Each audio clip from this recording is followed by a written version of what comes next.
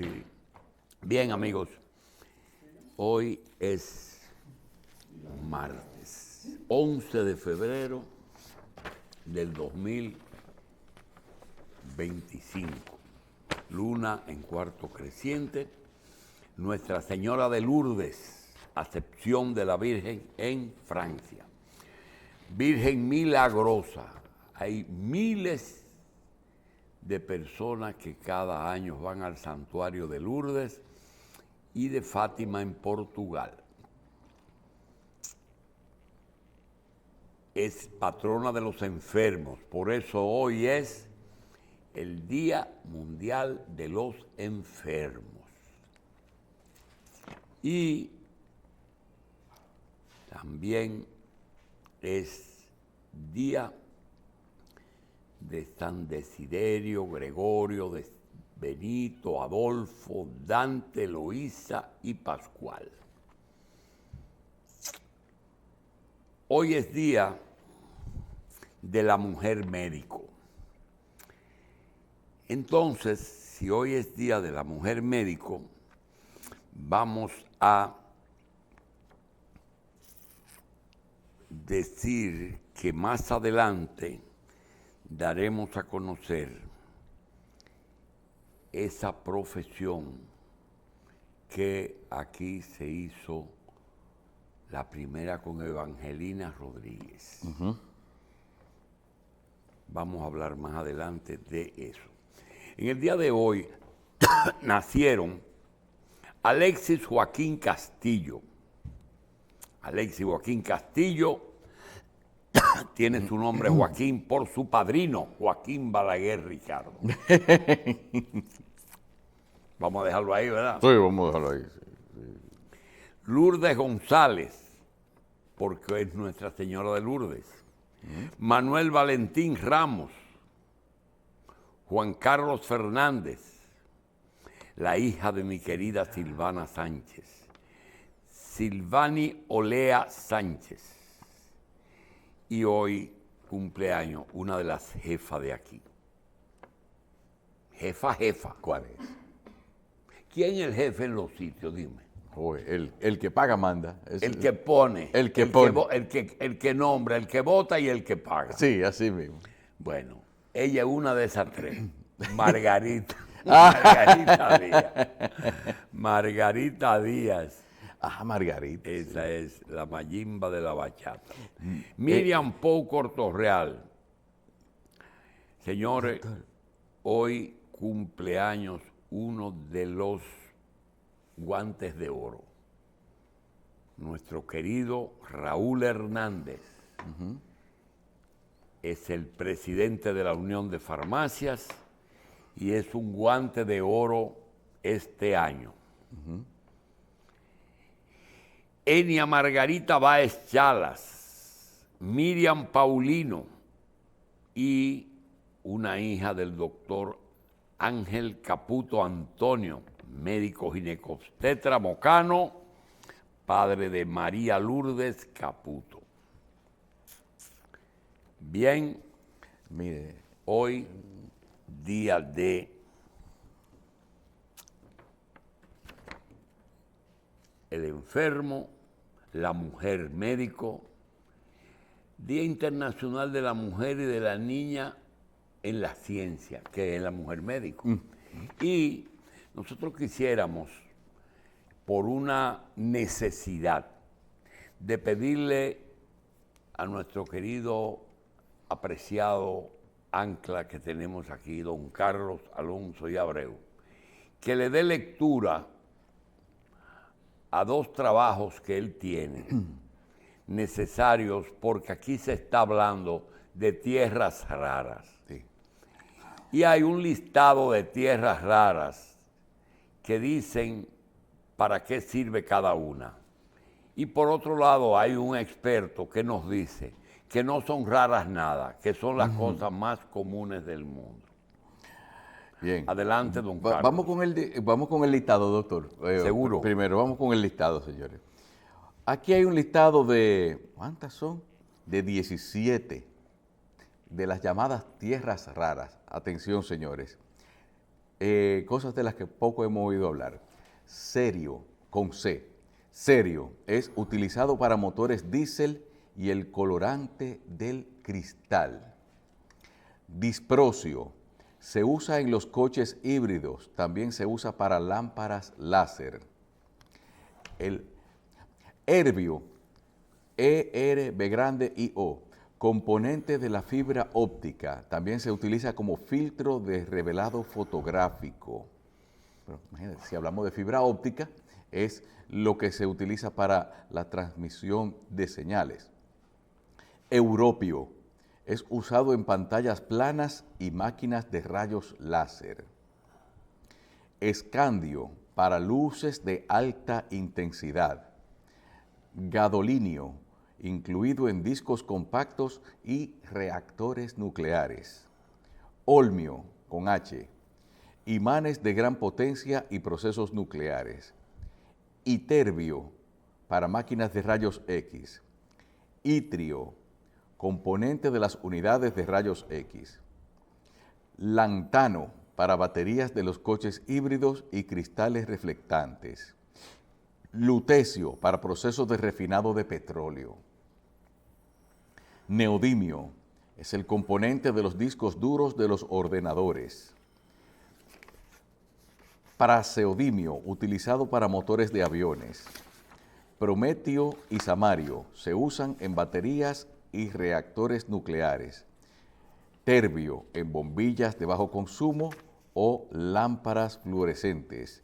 Y el tulio, que es para aparatos de rayo láser o de rayos X. Ahí vemos, esos son los minerales raros de Pedernales. Raros para el que no lo conoce mucho, pero el ingeniero minero y geólogo, el Teódulo Antonio Mercedes, nos dice que es la denominación de tierras raras, agrupa una serie de elementos químicos que encontramos en el medio natural, que no son tierras ni son raros. Se caracterizan por tener propiedades similares entre sí y por ser en su mayoría escasos en la corteza terrestre. Dicho término es una herencia en la historia química a los óxidos. Se les conocía como tierras. A este grupo de elementos se les atribuye el nombre. Tampoco todos son tan raros o escasos en la Tierra. Incluso son bastante comunes algunos, como el cerio, y tan abundante como el cobre. A pesar de que el descubrimiento de estos minerales tuvo lugar en el siglo XVIII, no fue hasta décadas después, 1950-1960, cuando se comienza a ver su importancia, sobre todo en la industria militar. Sobre el hallazgo de estos minerales en la región sur del país, en Pedernales, se puede informar que la primera vez que se mencionó su presencia fue en un informe presentado por el Programa de Cooperación SISMIN 11 de la Unión Europea en el año 2011, cuando en la geoquímica realizada se encontraron muestras de praseodimio, neodimio y europio. El hallazgo fue confirmado luego por un trabajo del Banco Mundial del 2015. El primer contacto de los dominicanos con esa mineralización se realizó en la Dirección General de Aduanas en el 2015, bajo la dirección del ingeniero Fernando Fernández, que había instalado un laboratorio magnífico para controlar y verificar las mercancías salientes y entrantes del país. Analizando los ingenieros químicos una muestra de bauxita kárstica rica en hierro con alto grado de laterización de la Sierra de Bauruco, perteneciente a las unidades litoestratigráficas de Aceitillar y Pedernales, encontraron altos valores de tierras raras. Sí. Ajá. Y sigue la historia precisamente hablando de el gobierno de Danilo Medina. Hizo caso omiso a opiniones de un laureado economista que, basándose en un informe presentado por la Alcoa, decía que en esa bauxita y otras de Jamaica no se encontraban tierras raras. El gobierno, por medio de las instituciones pertinentes, declaró el 19 de noviembre del 2018 la Reserva Fiscal Minera Ávila, mediante el decreto 430 para la explotación y evaluación de posibles yacimientos de tierras raras a ser desarrolladas directamente por el Estado. Bien. Cuando se otorguen los permisos de exploración y de explotación, que parece que el presidente Abinader le entregó a la Armada de los Estados Unidos la exploración, porque parece ser, por lo que acaba de leer Carlos, que hay un componente estratégico militar y los que hicieron, todo proceso minero tiene dos partes. Primero, la exploración para determinar la existencia del mineral, la cantidad del mineral, el costo de explotación de ese mineral, todo lo relativo a ese mineral para luego entonces someterlo a la explotación, que entonces se hace un concurso y se le otorga a la empresa que tenga mayor experiencia, mayor tecnología y mayor ventaja para el país que tiene en su tierra el mineral. Son muchos componentes. Hay algunas naciones que han dejado de explotar los minerales por una razón. Cuando ese mineral no les rinde al país la riqueza que el país necesita y la reposición de ese mineral ocurre a veces en cientos y miles de años, entonces han optado por no explotarlo. Sobre todo algunos minerales como el oro, que en su etapa de los sulfuros produce un residuo que va a la presa de Colas, que si no se controla puede hacer daño al medio ambiente. Y de eso es lo que se está hablando aquí. Sin embargo, hoy mismo aparece que el oro anda por más de $2,000 la onza, pero mucho más. 2.900. Lo que sí, 2,000, 2.900. casi 3,000. ¿Qué va a hacer? Que ustedes verán, y nosotros veremos, ellos verán, conjuga el verbo, Sí, yo, tú y el nosotros. que la Barrigold, por una razón normal, por una razón comercial, y que el Estado se debe de sumar a ella, deben de tratar de aprovechar esa alza para producir más oro.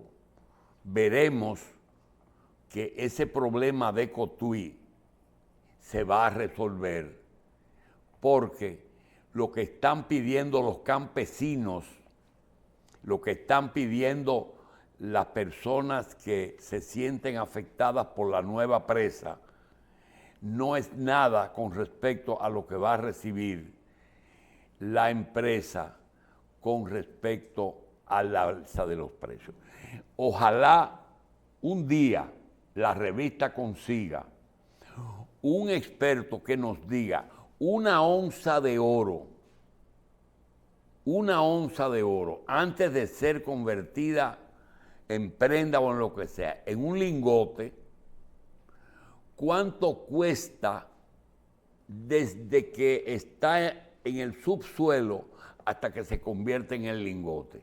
¿Cuál es el proceso para ver cuánto es que cuesta el saber cómo se extrae el oro de la tierra? Porque el oro no aparece. Algunas situaciones en que los ríos arrastran tierras y lavan y aparecen las pepitas de oro, que algunos campesinos y personas lo consiguen, pero eso es una cantidad mínima. De manera que ojalá uno consiga cuánto cuesta una onza de oro en todo su proceso, desde que está en la tierra hasta que se vende en los mercados. Es decir, de esos 2,900, ¿cuánto le costó a Barrigold producirlo en todo el camino? ¿Y quiénes recibieron esos beneficios? Por otra parte, entonces eso merece que cuando se otorgue la explotación, pero parece que si le dieron la exploración al ejército americano y el secretario de Estado está hablando de tierras raras, quiere decir que todo parece indicar que es Estados Unidos o es una empresa estadounidense que va a explotar las tierras raras. Que no sueñan los chinos con tierras raras, porque es así. Ya el estudio que hizo el ejército ya le da ciertos derechos. Además, la reserva fiscal, según estuve viendo en otros detalles de la información, la reserva minera es por 10 años, fue en el 2018, o sea que ya en 3 años se puede revisar, ampliar o concesionar ya de manera También total. hay otras minas de oro como la de San Juan y la de la Frontera que no han iniciado. Posiblemente con esos precios se inicie. Hay una nota que me manda un joven dominicano de ascendencia haitiana. Me dice que se pueden contar con los dedos de una mano fácilmente los presidentes que han tenido este país, que no hayan tenido, aunque sea raíces distantes de origen haitiano en su árbol genealógico. ¿Y por qué entonces la nación dominicana es hija de la nación española y no de la haitiana? Que la gente le molesta eso y dice él, a mí también, porque yo quisiera ser blanco como Luis Miguel, pero no es el caso. No. Bueno, está complacido el señor ese, que siempre se queja, porque él tiene una solución a ese problema. Es de políticas y colores. No, es un joven que tiene en la cabeza la idea de que él tiene soluciones al problema dominico-haitiano, pero para ello no sé qué debe hacer. Por otra parte, quisiéramos decir que hay una serie de ataques injustos que últimamente se han hecho y que nosotros, en cierta forma, hemos participado en ello. Primero,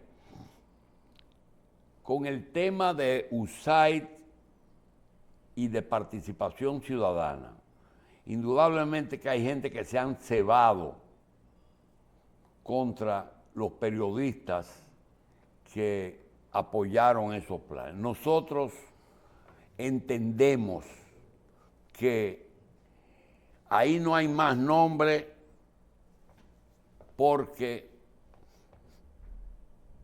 ellos no aceptaron muchas solicitudes de gente que quería ser de ese grupo. Sí, era lo primero era que espacio quiero limitado. decir. Segundo, nosotros que iniciamos las primeras críticas sobre ese tema, quisiéramos decir que esos 6 o 7 comunicadores profesionales, amigos todos, y que teníamos una diferencia, solamente una diferencia, ahora nosotros no nos vamos a cebar. Y quiero decir que esa gente no tenían salarios fijos. Algunos de ellos trabajaron en programas de USAID en República Dominicana, programas específicos. Por ejemplo, Samir fue coordinador de ellos. Samir es miembro de la Junta Central Electoral, pero primero es capaz. Está ahí porque realmente era de USAID de participación, pero el sueldo que tiene es de su trabajo en ¿cómo se llama? En la Junta Central Electoral. No es un regalo que le está haciendo USAID. No.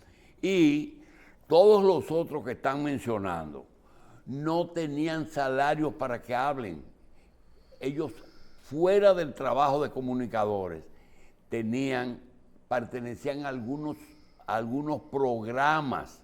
Por ejemplo, el caso de Juan Bolívar trabajó en el programa político de transparencia de erradicación de la cosa, y tuvo que ver también con la unidad de la oposición. Una cosa que él no lo escondió, lo publicó en una página completa del periódico Hoy, su trabajo que él hizo. Entonces, lo que nosotros nos quejamos es que los verdaderos beneficiarios de USAID no aparecen en ninguna parte. Mire, aquí hay 2 o 3 abogados que son de participación de los fundadores y que reclutaron a todo el resto, que obtienen beneficios con los empresarios y obtienen beneficios en la justicia, porque la justicia cree que los casos que ellos defienden son de interés de Estados Unidos. Y eso es algo que no se ha dicho ni quiénes son, y se están enriqueciendo con esos fallos. Lo que pasa es que para uno decir el nombre tiene que traer la sentencia. Ese es el problema. Entonces, es una injusticia cargarle el dado a los comunicadores cuando los autores intelectuales del problema no aparecen. Segundo tema de ataques injustos. En el juicio de Dreams, el hombre del chaleco, que fue a 50 y pico de programas en 3 o 4 meses, se enfiló su acusación contra Fernando Báez Guerrero. Sin embargo, lo hizo porque entendió que Fernando Báez, del grupo entero, era el que no tenía apoyo político. Y los 2 autores de todo lo que ocurrió en ese proceso, que es una maquinaria que algún día, eso hay que hacerlo cuando usted coge un árbol genealógico y comienza con los bisabuelos hasta que llega a los de ahora. Así ese problema tiene bisabuelos. Entonces él no quiso meterse ni con los expresidentes ni con el diputado. Entonces enfiló contra Fernando Báez Guerrero. Y Fernando Báez Guerrero no lo entendió y se puso bravo con los medios que dejaron que ese hombre dijera lo que al final la justicia dijo. Nosotros no hacemos así, pero le decimos, no hiciste caso. El otro tema es algo muy delicado, pero ocurre en todos los gobiernos. A veces hay funcionarios que tú dices, pero ¿y por qué no lo quitan? Si es una persona que se ve que está haciendo algo que no está correcto. No me refiero a irregularidades de robar, sino de tomar medidas que hacen daño a la función y que deben de salir según la opinión pública. Lo que pasa es que a veces esos funcionarios, uno no sabe si han actuado por iniciativa propia o por orden superior. ¿Entendiste? Sí. Hay 2 casos que yo tengo la íntima convicción de que si ahí todo lo que se hizo era de conocimiento superior. En el caso de educación y en el caso de obras públicas, tengo la plena convicción de que eso no se hizo en una forma unilateral y secreta. Eso es lo que yo creo. Por otra parte, en el día de hoy, el amigo Luis Abinader y Corona trató uno de los temas más delicados. Hoy se ganó él un guante de oro y dijo que el que quiere cuarto que no vaya a buscar empleo. Pero eso tiene una intensidad que vale la pena resaltar. ¿Cuáles son las razones por las que nosotros buscamos cargos en el gobierno? Por la patria, ¿verdad? Sí. Bien, amigos, el presidente de la República señaló en la semanal de ayer que no ve con buenos ojos a aquellas personas que buscan dinero en los cargos. Entonces yo comencé diciendo, ¿cuáles son las razones por las que las personas buscan cargos? Primero, eso se ha convertido en una fuente de riqueza. Nosotros los dominicanos que no hemos tenido la oportunidad de lograr posiciones o de asistir a universidades que nos otorguen títulos que nos puedan desempeñar luego en el área económica o en cualquier área profesional que usted pueda lograr riquezas. Generalmente hemos optado por la política como fuente principal para aquel que no tiene preparación y que quiere hacerse de rico. Igual que los muchachos de los barrios que ven sus compañeros que se van fuera y vienen ricos, la comercialización de la droga. Y esas son dos de las principales fuentes de riqueza. ¿Y qué hacen? Entonces, no entran diciendo yo lo que quiero es cuarto con el cargo, no. Se meten en los partidos y trabajan en los partidos. Dicen, yo me lo gané. Como ganárselo es caravanear, pues si tú caravaneaste mucho, tienes un cargo seguro. Pero tienes que estar cerca del candidato, porque si trabajas con otro que luego no logra nada, entonces son dos que se quedan sin nada. Entonces eso está bien. Ahora, a mí se me ocurre señalar lo siguiente. Con eso que dice el presidente, de que el que quiere cuarto que no vaya al gobierno, yo digo, ¿quiénes son ricos en República Dominicana? ¿Quiénes son los ricos aquí? Eso que yo menciono a veces, que digo que este país funciona a veces hasta sin gobierno, porque hay un sector económico que lo mantiene. Es un sector económico muy amplio y muy diverso. Por ejemplo,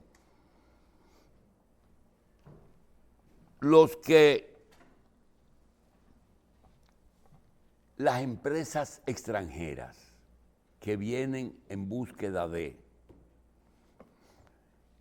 mano de obra barata o de recursos naturales, y vienen e invierten y le dan trabajo, y los gobiernos tienen que abrirle la puerta a la inversión porque ofrecen trabajo y en áreas donde quizás uno no tiene los recursos. De eso tenemos empresas de muchos años y empresas nuevas. Por ejemplo, Barrigol. Barrigol tiene muchos empleados y es una empresa poderosa, explota el oro. Tenemos el caso de Barceló y de Bávaro, que son españoles que tienen hoteles y que tienen turismo y que traen turistas, los traen de allá y tienen beneficios, uno se queda en el país y otros de ellos por su gestión se ganan un porcentaje.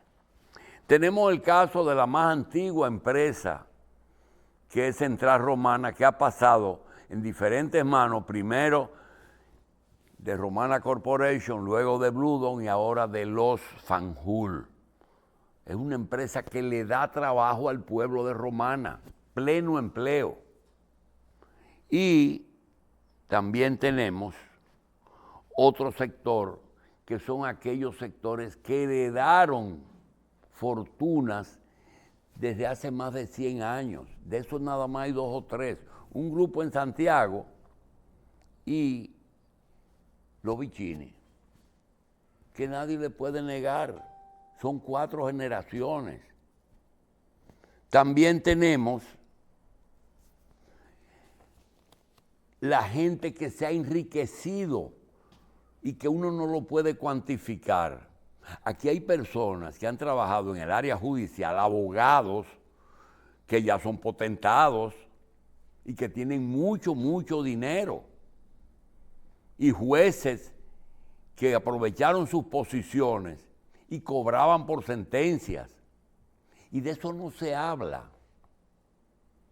Abogados, jueces, fiscales. Mira, ahora mismo hay una cantidad de ministerios públicos que tienen casa, que se la dieron de las confiscadas por tu linda cara. También a los que hicieran fortunas, ellos y sus hijos de una época para acá, trabajando. Trabajando es el trabajo. Y la mayoría están vivos los que comenzaron, es decir, que no son fortunas viejas. Corripio, Julio Brache, Sirena, El Nacional, Jasuri, José Hernández y Caribe Tour, Román Ramos, Félix García, Manuel Estrella, gente que hicieron su dinero con el trabajo, ellos y después sus hijos. No son muchas generaciones como el caso de las fortunas heredadas. Los que lograron dinero con papá gobierno, eso lo han hecho y son muy ricos, específicamente en 2 áreas. En obras públicas, cuando se otorgaban contratos directamente, pero solamente le trabajaban al gobierno. Y aquí hay una fuente de riqueza que es aquellos alimentos que nosotros no producimos. Hay 2 o 3 que son los que los importan y tienen un elemento que los enriquece, y es que aunque el margen sea pequeño, el volumen es muy grande. Cuando usted trae un barco de habichuelas o un barco de ajo, solamente el barco ese te enriquece. Pasa como con el desayuno escolar que yo le pongo de ejemplo. 27 millones diarios el gobierno paga por darle comida a los estudiantes, solo a los estudiantes. Si un día le da un compañerito el desayuno, le está dando el 20% de 27.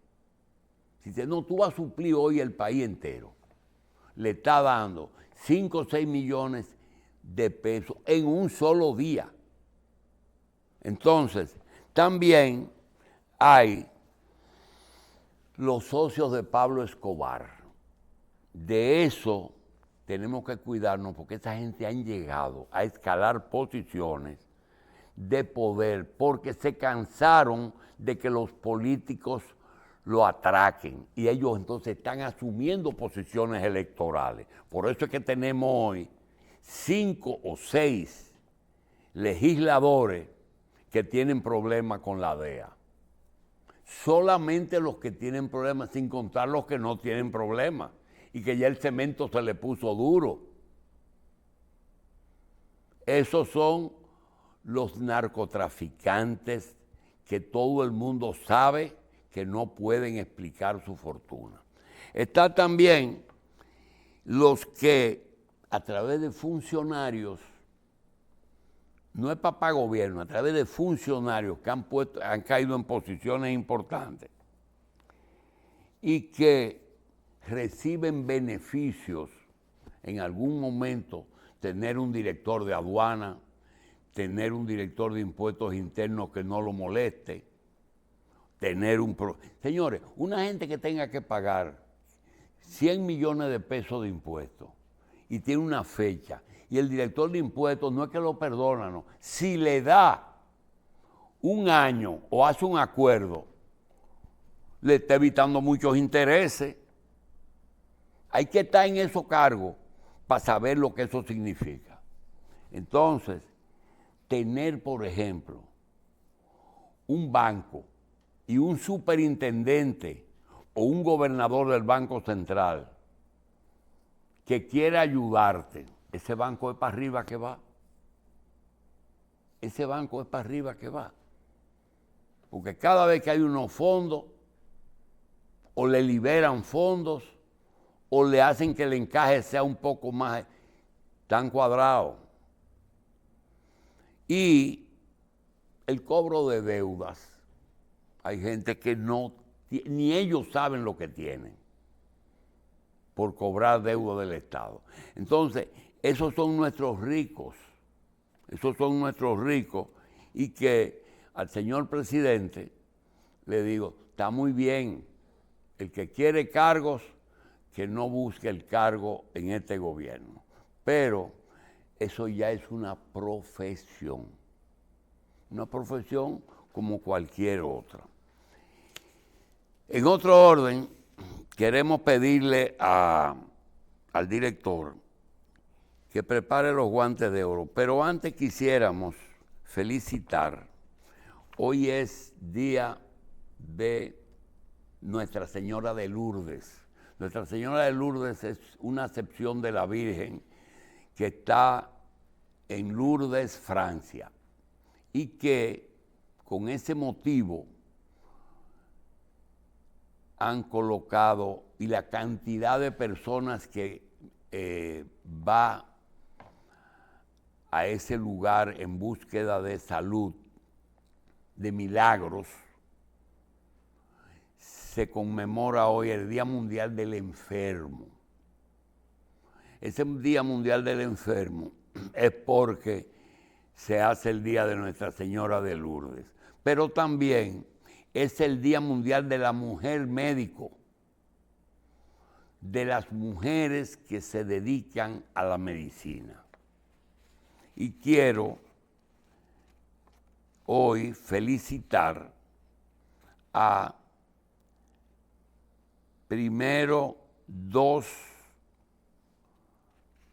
mujeres médicos que tienen guante de oro este año, que son la doctora Ana Robles y la doctora Altagracia Guzmán Marcelino, Tati. Además, a nuestras doctoras que se han encargado de mantener vivo a quien os habla. Sí, porque son las doctoras de nosotros, ¿verdad? Sí, Carlos. Sí, Carlos. Tú todavía no te has tocado, pero Esas son las encargadas de mantenimiento, doctor. ¿Verdad? La doctora Negrín, oftalmóloga, la doctora Girardi, endocrinóloga, la doctora Marisela Ramírez, endocrinóloga, la doctora Evangelina Soler, la neumóloga del coronavirus, mi querida cardióloga Claudia Almonte, y a todas ellas le deseamos mucha salud, mucha larga vida y muchos agradecimientos para la doctora Negrín, la doctora Giraldi, la doctora Marisela Ramírez, la doctora Ana Robles, la doctora Tati Guzmán Marcelino, Evangelina Soler, Claudia Almonte. A todas ellas, gracias y felicidades. Queremos decir que la mejor descripción que se hizo de lo que era participación, lo hizo, y ya hemos leído una parte, la doctora Carmen Inver Brugal. Y fue complementado por un trabajo sobre el gobierno que surgió de su hermano, el doctor Inver Brugal, que es psiquiatra en Orlando, Florida. Pero de eso vamos a hablar luego. De todas formas, hay muchas cosas, todavía hay los efectos Trump, y hay algo que también va a traer muchas conversaciones y es una situación rara que hay con Venezuela. Por una parte le confiscan aviones, hacen un intercambio de prisioneros, pero hay una empresa petrolera norteamericana que le están renovando el contrato y le siguen vendiendo petróleo.